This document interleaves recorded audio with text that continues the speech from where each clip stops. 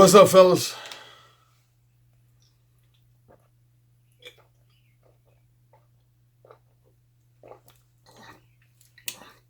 Rise. Well, even though you see me with my leather jacket on, it has gotten a little warmer. It's a little warmer than it's been. Yeah, like the last few days, it was averaging about 45 to 50 degrees. I think today is supposed to be somewhere between 63 and 67 degrees. Somewhere between 63 and 67 degrees today. Okay. Now, see, I made an apology last week, but I'm not going to apologize again because there's some stuff, man, that guys be telling me to let go. They'll say, Alan, let it go. Alan, let it go. If I'm talking about something that has to do with like maybe beef with other YouTubers, people say, let it go. But you motherfuckers want to keep bringing it up. But I'm going to say at least 2 to 3 things before I talk about my topic. Number one. Okay. Yeah, I'm going to go after you, motherfucker. Big Mike.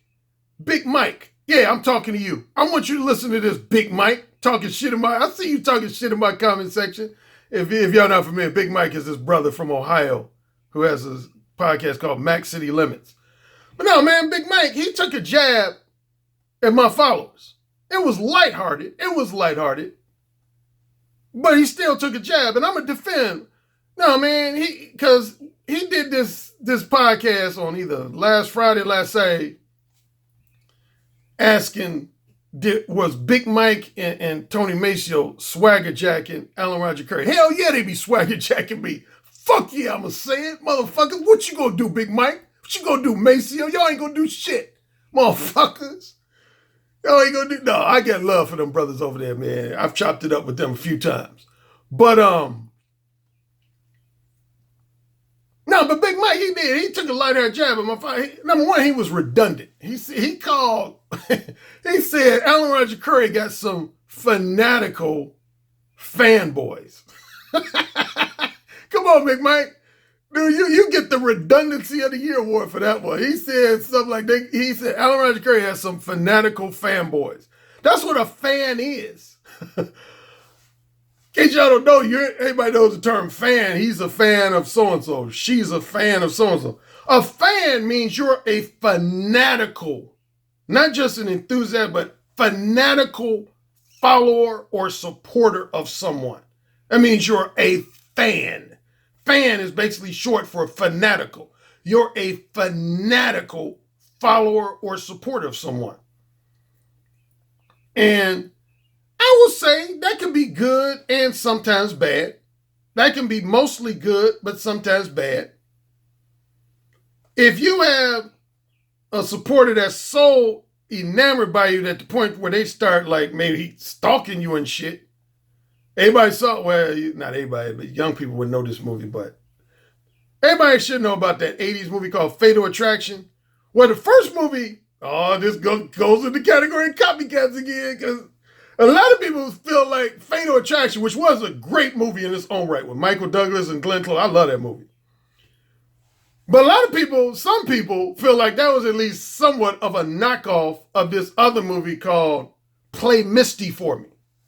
Play Misty for Me. And that actually was. That was the first movie I saw about a woman being like a psycho stalker type, a psychotic stalker type, was Play Misty for Me. Clint Eastwood, he was this popular disc jockey, radio DJ. And one of his female fans, fanatical supporter, became obsessed with him to the point where she wanted to be his wife. But he was already seeing somebody. And yeah, I think she ended up like trying to kill his fiance and shit. Yeah, she was crazy. I forget the actress who played that role. Evelyn Draper was the character's name. I can't remember the actress. God, I can't remember her name. But yeah, that was Fatal Attraction before Fatal Attraction. Yeah. So, but anyway, yeah, I love just about all my fans and supporters and clients and stuff. But anyway, Big Mike claims that one of my fans wrote him an email and said that him and Tony Maceo was biting off of me by using the term non-sexual attention and companionship. Non-sexual attention and companionship. Now, again, I shouldn't have to repeat this, but that's not a term I never claimed ownership on per se. But I have made mention of the fact that I do feel like I was the first major person in the manosphere to popularize that way of saying things. Because in the late 90s, early 2000s, people didn't use the term non-sexual attention and companionship. They would typically say platonic attention and companionship. So, no, I didn't create that term. Duh. I didn't invent that term. Duh. But I would dare anybody to say, like, again, if I can name one person who's popular in the black manosphere who co-signed with me on that, was O'Shea Duke Jackson. Yeah, O'Shea Duke Jackson. And he's been around a lot of people. He's listened to a lot of people. He said, Alan, I never heard people use the phrase sexual attention and companionship versus non-sexual attention and companionship until I became cool with you. I could give you a few other terms. Like, I just had a guy literally just yesterday, speaking of terms that people said they never heard before they started listening to me. I named at least two other terms. A guy wrote me yesterday. He said, Alan, he wrote me an email because he's been keeping up with my videos and this whole copycat thing. He said, Alan, you're the one who introduced me to a lot of terms. And he probably listed total about 20 to 25 terms, but I'm going to highlight two. He said, I never knew what sexual duplicity was before I started listening to you on Blog Talk Radio. He said, before I started listening to you on Blog Talk Radio, I'd never heard anybody use the term sexual duplicity. He said, now I hear a lot of guys using that term sexual duplicitous or sexual duplicity. But he said, before I came across you, I never heard anybody say that. Another term, social programming. And now that's a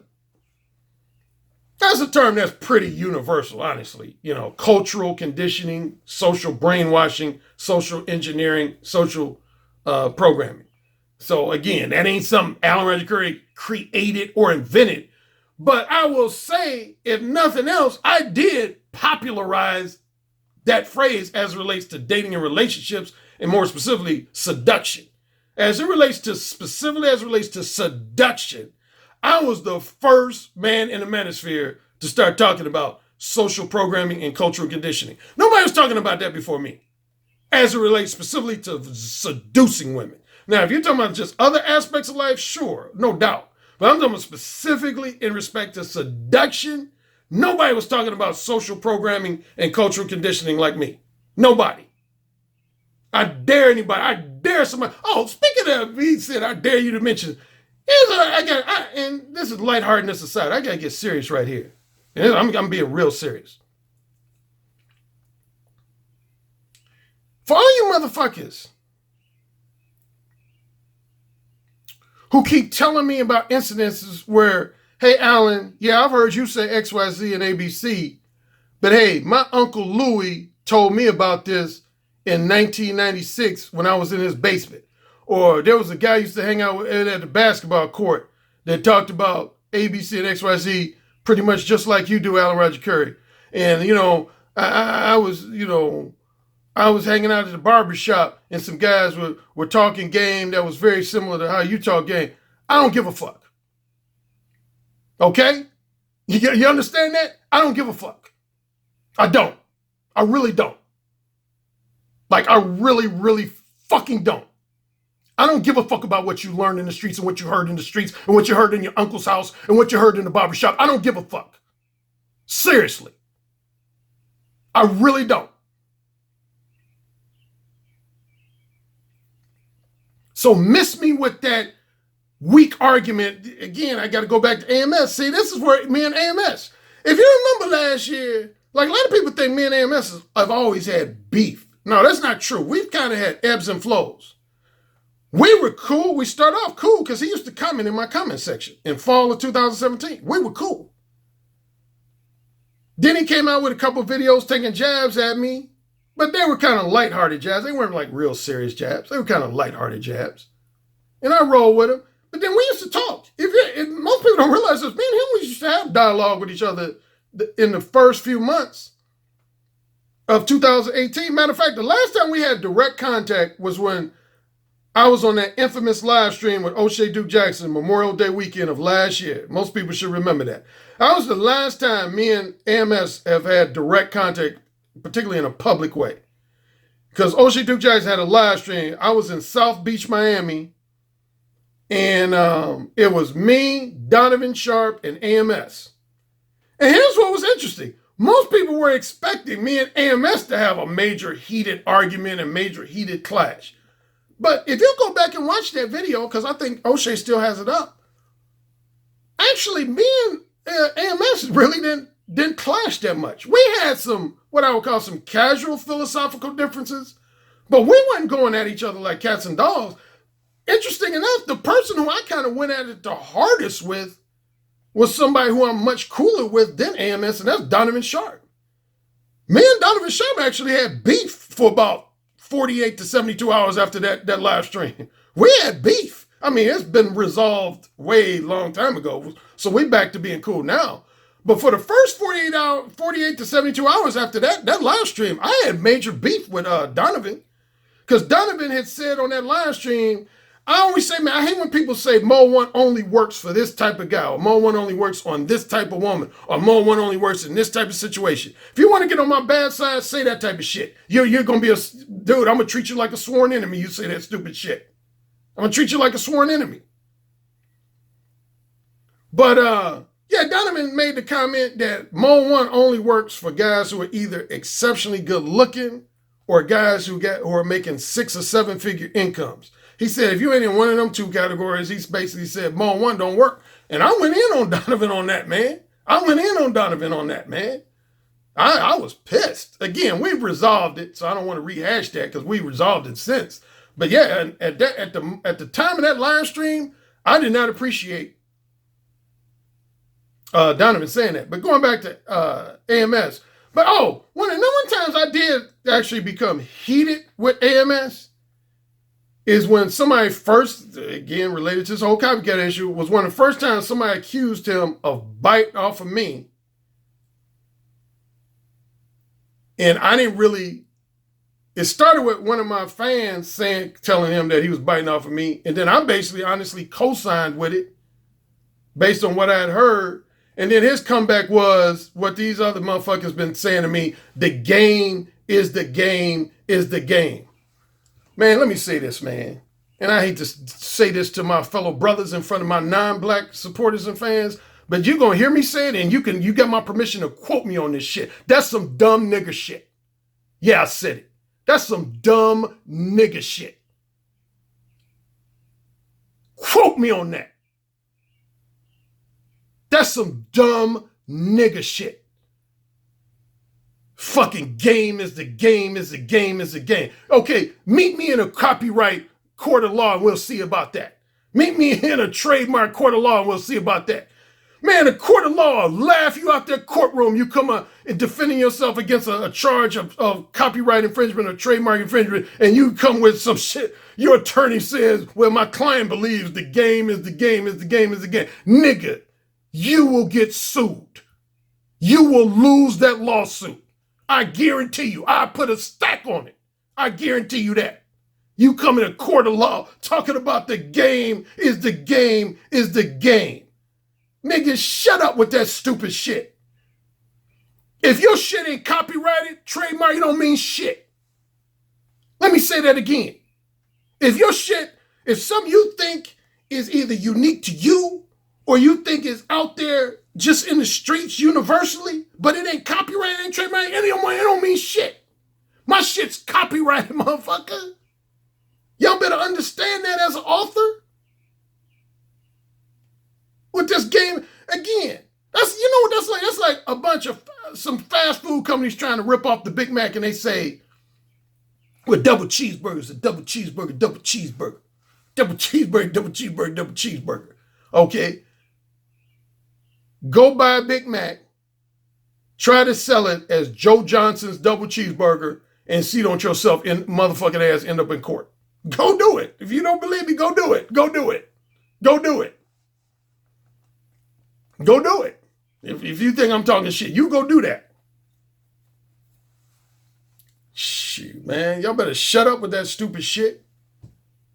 Since I brought up AMS, now somebody said, Alan, I do remember AMS acknowledging you as a major inspiration and influence for him. He did, actually. I can name at least one instance. There's this brother on YouTube named Black Ram 313. Black Ram 313 interviewed AMS one time, and this is what he said. Black Ram 313 back at it again. You know why? Because this shit is therapeutic, man. Back again for another therapy session. So my next question is the origin of the game, man. How did you come to understand the game the way you do? I do consider you an expert in the field. Bro, my understanding coming from a lot of heartbreak. I'm not even gonna lie. That's where the knowledge come from. Now, I done learned a lot of shit from Adam Roger Currie and Corey Wayne and all this. Now, I done learned a lot of shit from Adam Roger Currie and Corey Wayne and all this. Now, I done learned a lot of shit from Adam Roger Currie and Corey Wayne and all this. So if there's at least one person he's accused of copying more stuff from that person than me, it's Corey Wayne. Yeah, I've seen a lot of people say, particularly a lot of non-black people, they say, oh, he's just copying Corey Wayne stuff. AMS is just copying Corey Wayne stuff. Yeah, because Corey Wayne is supposedly the first person who really talked about focusing on your purpose, which is one of AMS's major talking points. Focus on your purpose. Yeah, a lot of people say Corey Wayne was the first person to talk about that. Use that particular phrase, focus on your purpose. Anyway, so enough about that. But yeah, man. Now, so my recap on these two things related to this issue, I defend my fans. I don't want my fans going to somebody else's comment section and blatantly saying anything that's blatantly disrespectful or insulting. If you do that, don't call yourself a fan of mine. I don't want anybody, my followers or supporters, going in other YouTubers' comment section and saying something to them that's blatantly disrespectful or insulting. But that aside, if you hear another YouTuber trashing me, yeah, I want you to speak up for me and defend me. And secondly, if you do hear somebody just blatantly plagiarizing my shit, blatantly biting off of my shit, yeah, I want you to call them out. I'm giving you permission. I want you to call them out. So without disrespecting or insulting them, but I want you to call them out. I want you to call them out. Here's my final note, man. Again, for the upteenth time, I'm trying to leave this on. Go to Google. Google is your best resource, man. Like, honestly, I'll tell you a little secret as a book author. Before I write books, like say I come up with a particular philosophy or a particular slogan or a particular phrase that I feel is catchy. And I say, man, I want to put this in my book. You want to know the first thing I do before I actually include it in my book? I'll go to Google and put in that term, that phrase, that slogan, that belief, that philosophy. I'll put it in Google to see if anybody else has ownership over it already. If I see that term or belief or philosophy or something is already associated, because you can tell, man, if you put a certain terminology in Google, a certain phrase, a slogan, if all the hits are kind of like all over the place, then that means it's not really associated with any one particular person. But if you put a term, a phrase, a slogan, a concept, a belief, a philosophy into Google, and most of the hits are attributed to one particular person, then that means that person pretty much owns that shit.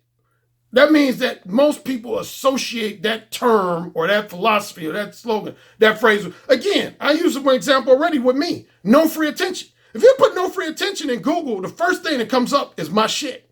That's literally the first thing that comes up is my shit. Put in king of verbal seduction. All you're going to see is stuff to do with me. That's my nickname. That's been my nickname for over like 20 years. The king of verbal seduction. If you put that in Google, all you're going to see is hits related to me. If you put in manipulative time waster, just about all the hits are going to be related to me. If you put in the term erotic hypocrite, at least half the hits are going to be related to me. Put in wholesome pretender, most of the hits are going to be related to me. That's how you can tell if something's associated with somebody, is if you put that term, phrase, slogan, nickname, pseudonym, belief, philosophy, etc. If you put it in Google, like here's an interesting thing with McDonald's. Not only if you put Big Mac in McDonald's, does McDonald's be the first one to show up, but if you just put double cheeseburger, this shows you how much influence McDonald's has over hamburgers and cheeseburgers. If you just put the term double cheeseburger in Google, first few hits that come up is McDonald's. Interesting, huh? Okay. This is going to be my longest video. I said none of my videos are going to be longer than 15 to 20 minutes. I know this is going to be longer than 20 minutes. Here's what I really want to talk about. I'll start just saying in a nutshell. Quit trying to say the right thing to women. Quit trying to say the right thing to women, because there is no such thing. I mean, seriously, there's no such thing as the right thing to say to a woman. That's one of the biggest blue pill things that fuck up a lot of guys. Because see, my mother kind of taught me to be polite with women and to be well-mannered. And essentially, she would give me advice that centered on saying the right thing. But I've mentioned this on a few previous videos, man. For the most part, there is no right thing to say to a woman. There isn't. There is no right thing to say to a woman. And you heard me earlier in this video mention the concept of social programming and cultural conditioning. Social programming and cultural conditioning. You see, here's what determines ultimately if somebody is going to like what comes out of your mouth or if they dislike what comes out of your mouth. In a nutshell, here's a general thing that's going to determine whether somebody likes what comes out of your mouth and whether they dislike what comes out of your mouth. If you say anything that adheres to and cosigns with someone's social programming and cultural conditioning, that's when they're generally going to like the things that come out of your mouth. Number one is just anything that's flattering to them, anything they find. Helicopter.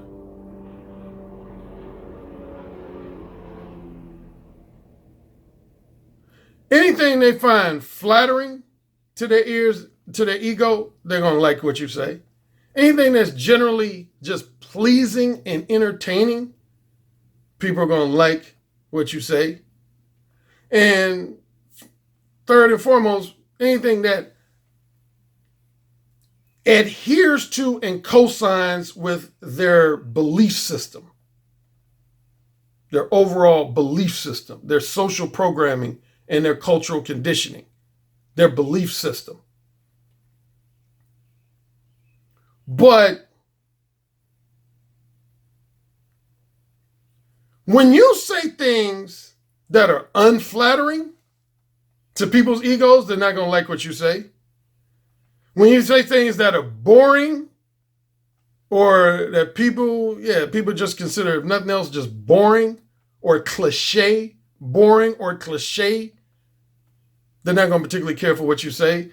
Or if you say things that are challenge or contradiction to their social programming and cultural conditioning. To their social programming and cultural conditioning. Their social programming and cultural conditioning. Brandon, that one video, you can say I touched on this before, is that video, if you go back, the one I said, even when you're indirect, you can get harshly rejected. Remember that video I did called Even If You're Indirect, You Can Be Harshly Rejected? Well, this is kind of similar to that video because I talked about some of these points in that video. Because there's times, man, when I've approached a woman and said something innocent, it wasn't sexually provocative, didn't have no profanity involved, and I still get a harsh reaction. The number one time I remember that, and again, I mentioned this in that previous video, I remember one time I was walking down the street, and there was this beautiful blonde Caucasian woman coming my way, and I said, what did I say? Hello, I think I said, hello there, beautiful. How is your day going thus far? That's what I said. Yeah, I said, hello there, beautiful. How is your day going thus far? And she said, fuck off, jerk. And I was just like, damn. Damn. But, yeah, man. Yeah, that was the time when I was kind of blown. But, I had to give her the benefit of the doubt. I said, well, maybe she just found out she got fired from a job. Maybe she found out her sister, had a miscarriage. Or maybe she just found out her grandmother died or her favorite puppy died or whatever. So I try to give people the benefit of the doubt. But what that demonstrated to me is that, man, yeah, there is no right thing to say, man. Here's another myth, man, I hear guys talking about. Wait, hold on a second. I'm thirsty.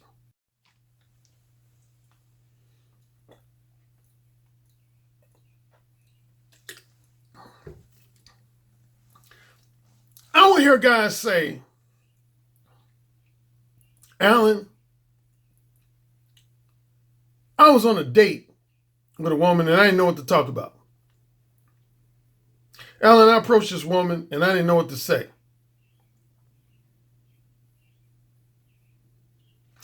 Insert dog face here.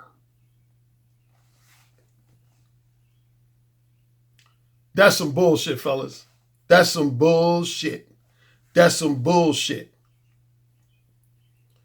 That's some bullshit. That's some bullshit, man. You always know what to say to a woman. You really do. Deep down, you always know what to say to a woman. Anytime you say, I don't know what to say to a woman, what you're really saying is, I don't know what to say that's going to guarantee me an enthusiastic and reciprocal response. That's what you're really saying. You're saying, I don't know what to say to a woman that's going to guarantee me an enthusiastic and reciprocal response. That's what you're really saying. That's what you're really saying. In other words, you're scared of getting a negative response, an unfavorable response, or a non-reciprocal response. That's what you're afraid of. That's what you're really afraid of.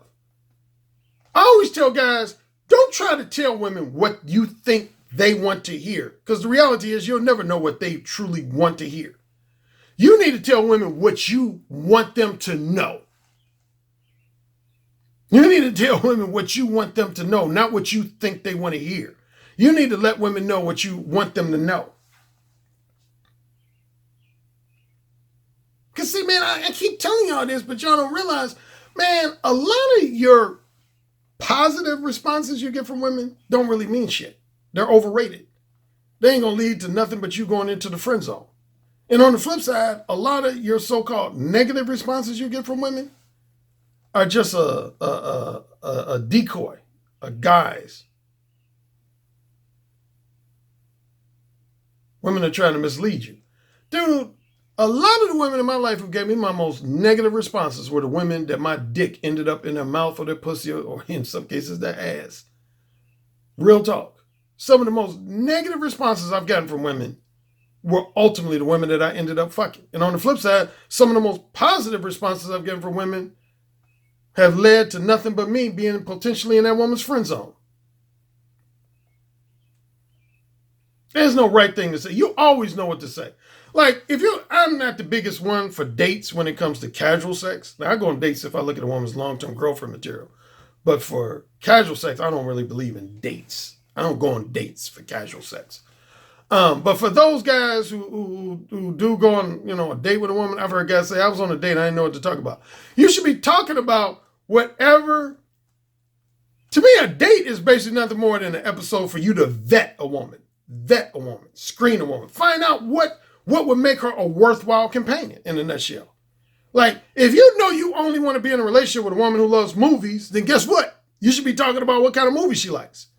If you know you want to be in a relationship with a woman who doesn't eat red meat and doesn't eat just unhealthy food in general, guess what? You should be asking her questions about her nutrition and her eating habits. If you want to be in a relationship with a woman who you know is going to always put a premium on keeping her body in shape and looking sexy, then you should ask her a question about what her fitness habits are. If you don't want to be in a relationship with a woman who has a history of using drugs, which is something I'm big on, I don't like to date women who, like, say, used to use cocaine or something. I'll ask them questions about, have they ever used cocaine? What kind of drugs have they used?